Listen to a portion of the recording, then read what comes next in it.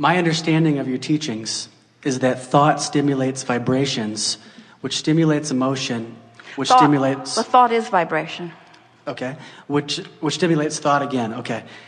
And you said that creation requires no action and that the evidence will reveal itself.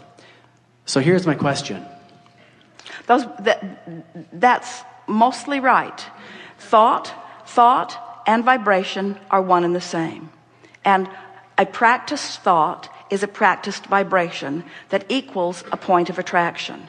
And if you keep it up for a little while, then it becomes the reality. But the vibration is where you're wanting to put the emphasis, and we are too. Mm-hmm. Mm-hmm. So most people would like enough monthly passive income to pay for their survival expenses in our modern day world so they can be free to express their creativity and fulfill their deepest desires unhindered by the motives of others. And money doesn't grow on trees. It only comes from other people.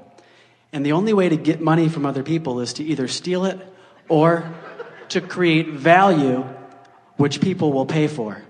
So, if people just sit on the couch thinking about what they desire, the money, and asking for the money, and giving off the vibrations, and feeling the emotion of receiving that money, that which they ask for, but they take no action to create any value which people will pay for, then how is their income and money just going to come to them if they take no action? Well, the flawed premises that you just spewed are abundant there. And first,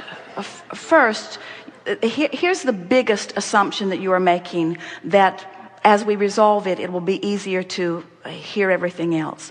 The first really major flawed premise in what you spoke here is that value only comes from action. And it's interesting that we found you in this crowd right on the heels of this soliloquy that we were just offering here, because everything that we just were spewing for the last several minutes was about the value, the enormous value of hooking up with the energy that creates worlds. What is economy anyway? In other words, who gets to decide that what you do for a living is only worth $8 an hour, and while what that one does for a living is worth $50 an hour, and while that one does for a living is worth $10,000 or $10 million an hour? Who gets to define that value anyway? It's not very well defined, is it? And yet, to listen to what you were saying there, it made it sound like that's all been stabilized, and it isn't. In other words, where did your economy come from? Just a few hundred years ago, on this continent, you were trading beads and shells and a little bit of minerals. That was your basis. Jerry talked about the gold standard. He remembers when the gold standard was $35 an ounce, the gold standard. And everything was supposed to be sort of measured against that gold standard.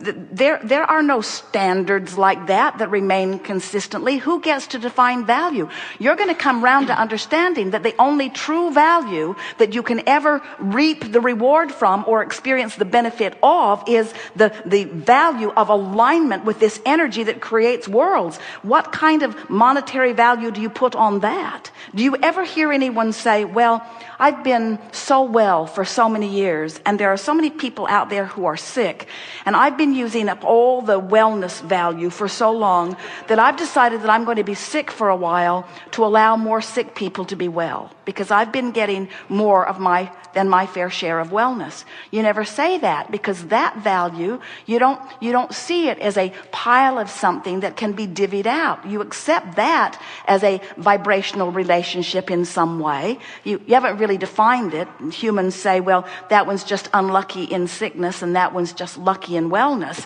But it's not like that at all. There is a vibrational abundance that is being realized by some and denied by others, but they are all doing it to themselves, you see. There's not a big pile of resources that you're divvying up. Somebody didn't set the monetary fiscal standard for the universe, and there it all is out there, and now you have to steal it or trade it. That is so old news. This is a vibrational reality that you are moving into, and it is thought and alignment. Who do you think was paid for this earth that is now congealed and spinning in its orbit? Who was paid for that? Who scraped that value together, and who was paid for it, and who tends for it in its orbit? In other words, there are so many things that you can't begin to explain through a platform like the one that you just presented to us here. And that platform is not serving anyone at all, you see. So now, we get while you got, in other words, this is common wisdom. In other words, there isn't anything that you said. You didn't just make it up. A whole lot of people believe that. But now read it to us again, and we're going to pick it apart line by line so that you can feel what we're getting at. Just start again. Okay. My understanding of your teachings is that thought stimulates vibrations. All right, so now we've amended that. Thought and vibration. Thought is vibration.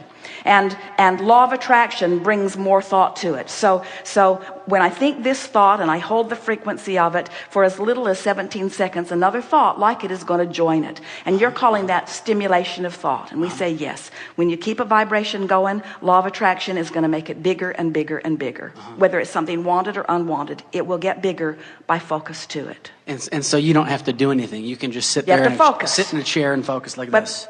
And money's going to come. But wait. Don't get there too soon.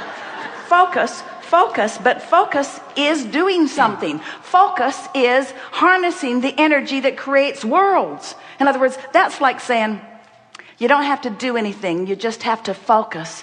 And then the world will come into being. Somebody did something. Somebody focused. Focus has value. Continue. Okay. So, in other words, can you get what we're getting at? Don't discount. You're saying, I'm just going to sit and do nothing. Well, focusing. You can sit and focus out of the vortex and your life won't change at all. You can sit and focus in the vortex and your life will change magnificently. So focus can mean physically doing something with your hands and with your, moving around, right? It doesn't just mean do nothing. The power of your mind is the only power that matters, and all the other stuff you do is just for the pleasure of enhancing what you've really done with your mind. And all the real power is the focus. And for you to call that nothing could not be further from accurate. Okay. All right. Mm-hmm. Okay. We are enjoying this. We want you to enjoy it too. I'm loving it. Very much enjoying it. Okay, so continuing, most people would like enough passive income because we live in a modern day world. All right, so passive income means, this is our interpretation of passive income. We agree that everyone would like it, and here's what it is. Passive income is alignment with my vortex with such consistency that the abundance that I seek is bucking no resistance current at all. So it's flowing effortlessly into my experience. So let's stick the word effort in here, because Esther just noticed it on the Orlando Twice Monthly that she was editing yesterday, and she was so thrilled about it that she put it up on the blog, that effort is only ever applied outside the vortex. In other words, effort is always trying to push against something. Effort is only required when there is resistance. When there is no resistance, no effort is required.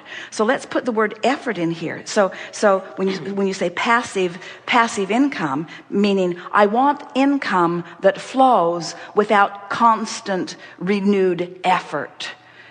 And what we're telling you is you get in the vortex where you get to reap the benefit of the dreams that you've dreamed, and in your absence of resistance, it will flow to you, the ultimate of passive income.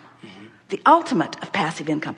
But instead of calling it passive income, let's call it passive energy, which will bring passive income. May I be more specific with my particular life situation? Well, we want you to read through this. Okay, sure. So, and fill in where you want to, but let's start again at that last sentence and let's go over it again. So people would like that income to pay for their survival expenses that they need in a civil world, like shelter, home, food, water, So you need income for those things. All right, so we'll accept the necessity of this money, but what we're really talking about is how to line up with the flow. In other words, how do I line up with the flow? You don't have to justify why you need it. How do I line up with the flow? And the way you line up with the flow is through living life. You said, I want some for this, and I want some for this, and I want some for this. And when you ask, it is given. In other words, all cooperative components have already been assembled. So when you find a way of no longer being uncooperative, now this money flows to you in a passive, non-effort, ease and flow way, and apply it wherever you want it. It will flow. We were speaking just a little bit ago about how interesting it is to watch humans comparing their experiences. In other words, someone can write a song that flowed to them in a matter of a minute or so. In fact, the really good ones do come like that, and they can produce it and make so much money, where a person applying themselves at their endeavor only got a fraction of an hour's worth of work done. In other words, the comparison between the application of life in those two instances is unfathomable, the relationship difference. You see what we're getting at? It's not about the action that you offer. It's about the alignment with the dream. It's about the alignment with the real resource.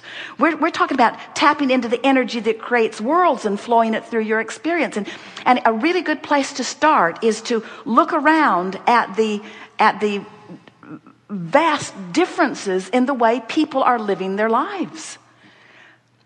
The people that are working the hardest in terms of action are receiving the least, and the people who are working the least are receiving the most. How do you reconcile that? Most don't. Most just say that sucks. Most just say there's injustice. Most just say, let's take the pie and split it up again. Let's take the pie and split it up again. Let's take the pie and split it up again. And it does not matter how many times you split that pie up. It will move into the vibrational places where law of attraction puts it. In other words, you just can't orchestrate it through action. It is a vibrational attraction or allowance that it is all about. Continue just a little bit. Okay. What is the time? So the time. But what is the time? 11:59 Central Standard Time. We have 2 minutes. Okay.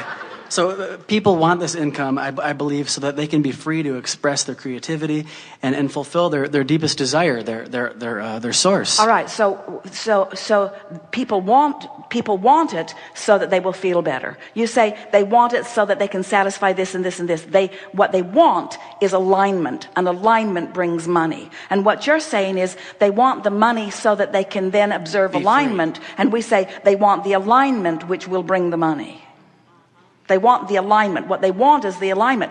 What you want is to be in love. What you want is to take a walk and feel your heart soaring. What you want is for music to move through your body. What you want is to be alive and brilliant and have good timing. What you want is to be clever. What you want is to love. These are the things that you want. What you want is alignment. All the other stuff is irrelevant. And when you go for alignment first, then all the other trappings have to fill in around it. It is law. Okay.